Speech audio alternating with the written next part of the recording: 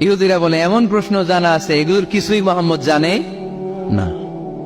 ইহুদিরা এসে হাজির, মোহাম্মদ আমরা কালিমা পড়ে মুসলমান হব, আল্লাহ রাসূল তো মহা খুশি, তাই আসো, তবে শর্ত আছে। কি শর্ত?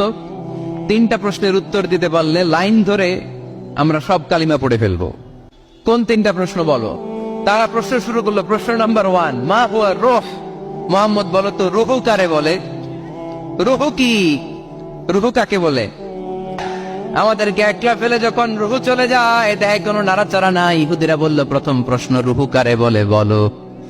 2 নাম্বার প্রশ্ন মান হুম আসহাবুল কাহাফ। আসহাবে কাহাফ সম্পর্কে কি জানো? কি জানো বলো। গুহাবাসী, গুহাবাসীদের সম্পর্কে কি জানো? অনেক আগে তারা এসেছিল পৃথিবীতে। 3 নাম্বার প্রশ্ন মান হুয়া যুলকারনাইন। যুলকারনাইন সম্পর্কে কি জানো বলো। প্রশ্ন কয়টা? প্রথম প্রশ্ন কি সম্পর্কে? রূহ। দ্বিতীয় প্রশ্ন আসহাবে কাহাফ। তৃতীয় প্রশ্ন যুলকারনাইন। আল্লাহ রাসূল সাল্লাল্লাহু আলাইহি ওয়াসাল্লাম বললেন গাদান উজিবুকুম।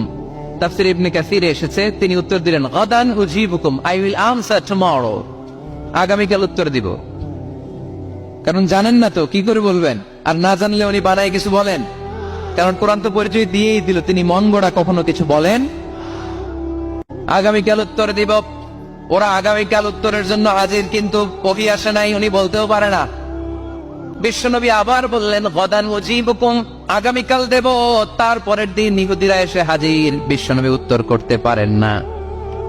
বিশ্বনবী আবার বললেন গদান উজিবুকুম, আগামীকাল বলে দেব।